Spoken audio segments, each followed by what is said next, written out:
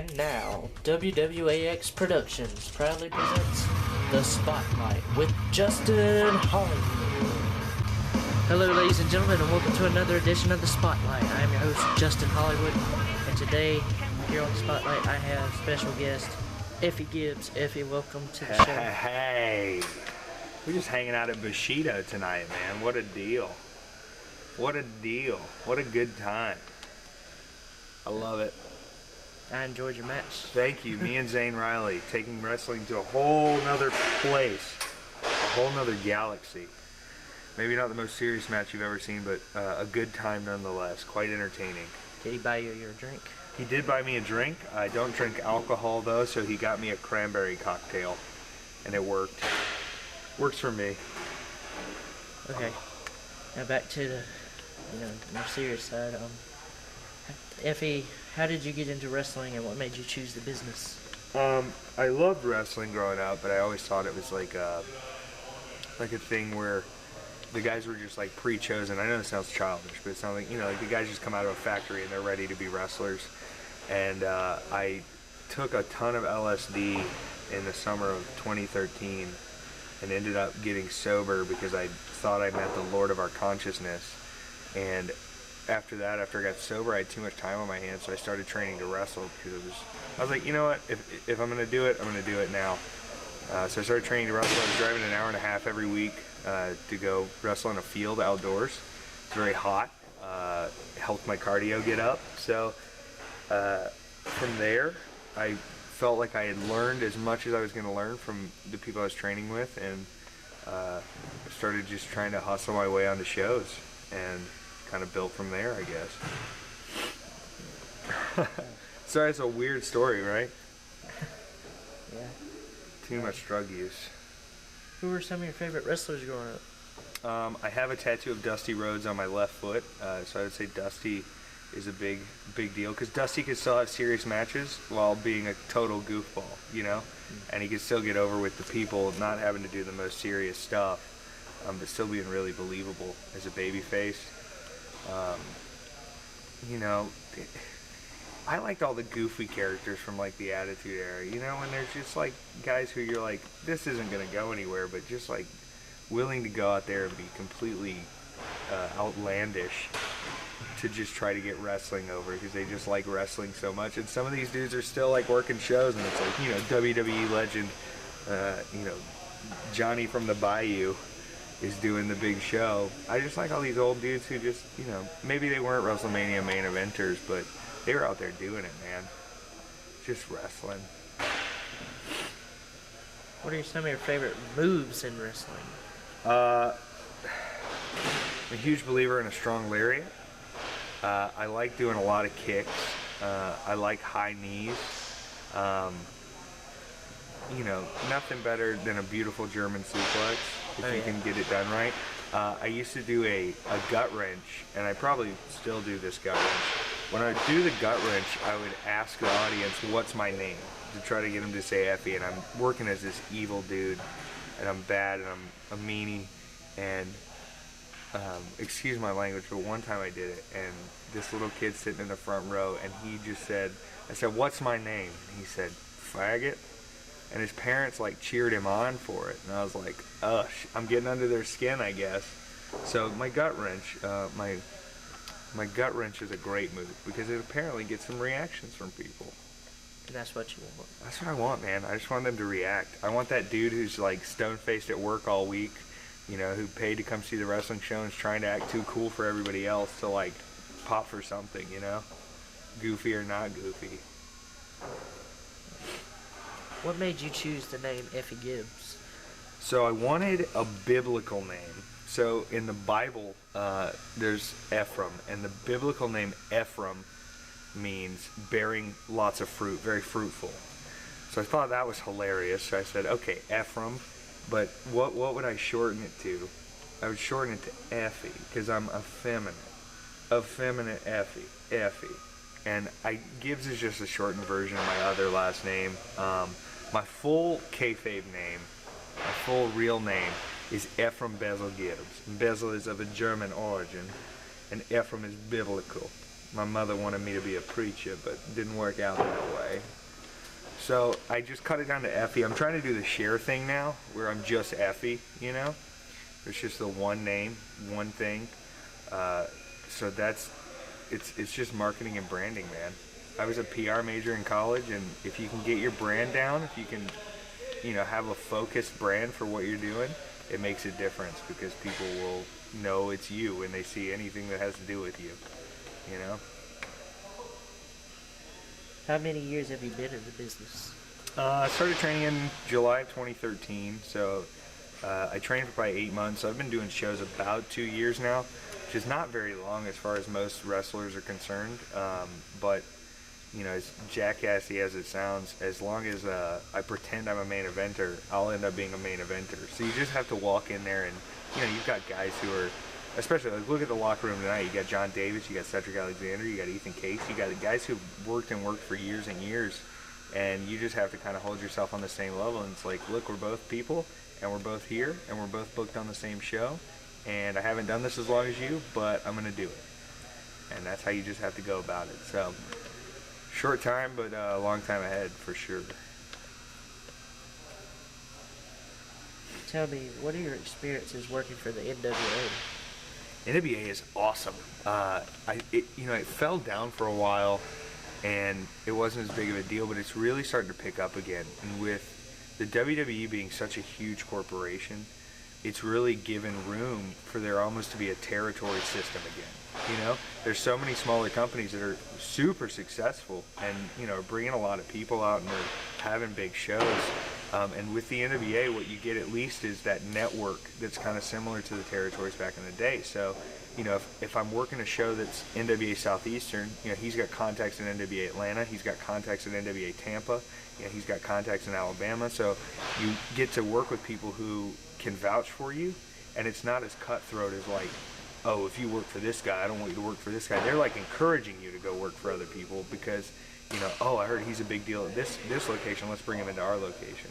And it's become such a really cool network for everybody to use that the only thing it's doing is getting everybody over and getting more shows to happen. So I'm all for the NWA.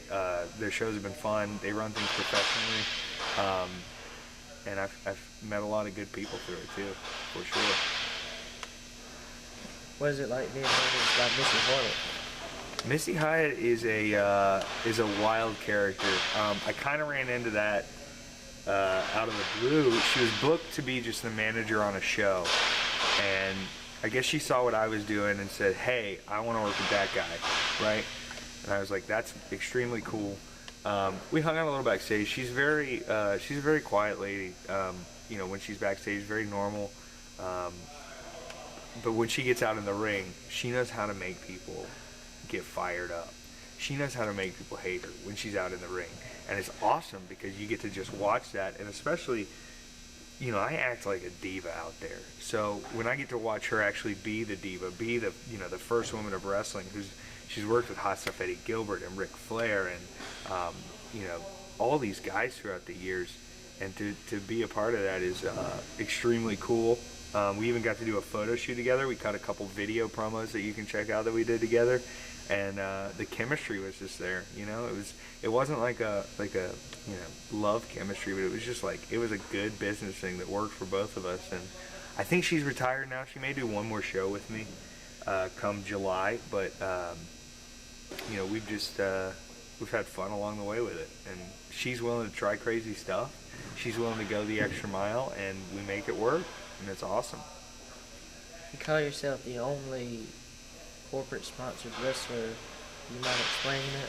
Yeah, for sure. So, for me, I couldn't just be effeminate. Like, that wasn't enough of a gimmick. So, what I roll with now is that I'm corporate sponsored. I have different sponsors all the time. I prominently feature products in my videos. I prominently put over products when I'm doing promos. And I started doing it because I was kind of being bitter. A lot of these guys were putting on their pages like, oh, sponsored by this apparel company or sponsored by this and this. And I was like, hold up for a second.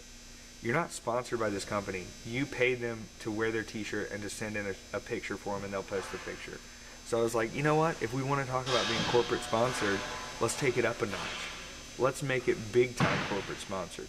And the idea is that I'm corporate sponsored. I'm already getting paid by all these companies, and you're already spending money that's going into my pocket. So you may hate me, you may disagree with my lifestyle choices, you may not like what I'm doing in the ring, but guess what? I already have your money no matter what. When you're out buying your children Pop-Tarts, they've already paid me. They already cut the check. So it's a wonderful way to get under people's skin, you know? I heard you have a strong love for cheese and yoo-hoos. That was one of the first videos I put up. I was like, was with the Velveeta cheese, because I felt like, what's more like disgusting than a block of processed cheese? And you know, I had a friend, and originally it was just gonna be this girl in the video with me. I was like, just feed me the cheese, feed me some grapes. She was like, well, my boyfriend's in town. I was like, oh, okay, bring him. She's like, well, we gotta have someone watch the puppy. And I was like, bring the freaking puppy. So we ended up with, you know, 2 people of both genders, half naked, with a puppy, feeding me cheese. And it's just like, it's such a ridiculous situation that people remember it. And that's what I've kind of had to roll with. So I love Velveeta for putting me over. And then the Yoo-Hoo thing, I just thought it was hilarious. I kept seeing wrestlers who worked so hard at training and being ready for rings and doing all this stuff. We would go to shows, and there's wrestlers who were drinking 4 and 5 Yoo-Hoos during the show, like as hydration. And I was like, this is the most ridiculous beverage. It's not even milk. It's just chocolate drink. And you guys are chugging them. And I was like, hilarious. Pour it all over my mouth on a gravestone. We're going to make it work. So Yoo-Hoo, yeah, fun. What is the best promotion you worked for? Man, I've worked for a lot of different promotions, and they're all kind of different. I started at a couple promotions nearby here, but my first bigger break was with Destiny Christian Championship Wrestling, and they run out of a church. So at first they were like, yeah, we can't really have you act as effeminate, and they were running me as a baby face, which I don't really work as a good guy anywhere anymore. And I would come out and do my thing, and you know, to be a babyface to me, you just pretend to be Sami Zayn, and it's the easiest way to be a babyface because he's really good at it. Just pretend to be Sami Zayn, and once the promoter figured out I was a heel, he was like, "Oh, we got to work you heel," and it took off from there. And so I'm finally getting a title shot there come July, which should be pretty awesome. They run a super professional show. It's fun. NWA Southeastern, I work there every month. It's always a fun show. The crowds are super hot. The crowds get wild. So I really like doing that. And then recently, Sunbelt Wrestling Entertainment has started running in Sparks, and those shows have been really fun too. A lot of fun. So there's plenty of places to have fun at. Have you ever won any championships in your career? Yes. I was the APW Global Champion. That was my first championship. And then I won the NWA Southeastern Championship in a tournament. I held that for a good while. And those are the only 2 I've had so far. I think championships are cool because they show that you're worth something to the promotion, but also they do tie you down. So, you know, when you're the champion, you're expected to be there. You can't really take a month off or take a different booking or take another week. You got to be there and show up to do it. So I'm completely open to being the champion, but you know, I gotta weigh the possibilities. What are some of your favorite matches and opponents you've worked with? Oh man, up at Explosive Pro, which they haven't run in a little while, but they used to run some really, really great shows. I was in a pretty heated rivalry with 2 guys who call themselves the Death Threat Army, Jamie Hall and Aaron O'Ryan, and we had some really fun matches out there. Those dudes they're hard hitting, they're super serious, so I feel like I made a pretty good foil to what they were doing. I've had a pretty heated rivalry with Tony Storm down in NWA Southeastern, and he's a white meat babyface, and he isn't used to being around somebody like me, so it works again like as a really good opposite of each other. So that's been really fun. I had fun with Zane Riley tonight. We're the same person though, so you know, having to go in a match and both be as goofy as possible with no straight man there to kind of keep things in control, pretty hilarious. So that was fun. I don't mind working a little comedic timing. Would you ever consider facing a guy named Justin Hollywood? Oh yeah, you want to go right now? I'll suplex you onto these bleachers. No. I'm just kidding. I would, though. You should come out and be my manager. That's what we should do. I've actually done managing. It's fun because you just get to show off your client, show off what you've brought to the table. I'd love to manage you. Let's do it. I'm ready. I'm ready right now. Hopefully, They tore the ring down. We can't do it right now. My dad and I actually have a promotion coming up August 13th, Viral Pro Wrestling. I saw it. And, we may have to get you on one of the shows, and maybe I can be your manager. I'm ready. You say when, and I'll mark the calendar. I'm all about it. Well, Effy, I got one last question for you before we end the show here. Is there anything you'd like to say or any advice you'd like to give to any newcomers in the business? Yes, just do it. And the biggest thing is lose your ego. Lose it. There's no ego. All you can do is go out there and do what you do. You can only be you. You can only do that. And you have to remember that you can always learn. You know, whether you've been in the business for 20 years or a couple weeks, there's a lot to learn from everybody around you. And everybody's a different person.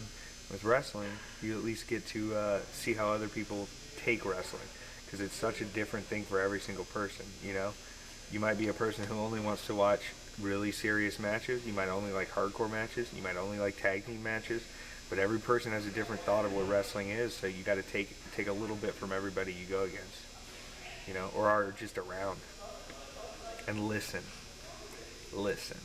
And get cool gear. If you have cool gear, you're more likely to get booked. Guaranteed. They'll see you, they'll be like, oh my god, he must be a professional. They'll book you right away. Yeah, because I see a lot of guys coming in wearing jeans and they think they're going to get somewhere. Yeah, dude, like it's that. not the 90s anymore. Like, Just Incredible did his thing, and we got to move past it as a culture. Don't wrestle in jeans, and buy some real boots. Welcome to the club. The only guy I know locally that can pull off wrestling in jeans is Shane Hexlin. Yeah? I'll kick him in the mouth. Do you know him? No. Oh. If he's listening to this, he's... Tell him there's a challenge on the table, baby. Effy's coming for the gold. He's actually going to be in town August 13th, so we might have to I may have to come up and you. just run in and cause some mayhem. I'm ready for anything. Alright. I'm always ready.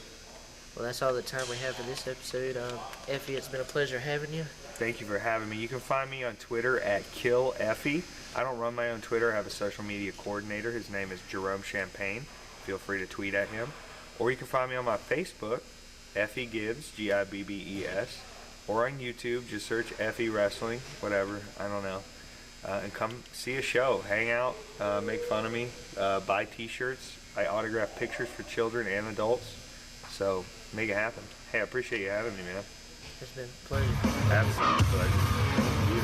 Ladies and gentlemen, this has been The Spotlight with your host, Justin Hollywood, and I'll see you next week for an all-new edition. Thank you. Awesome.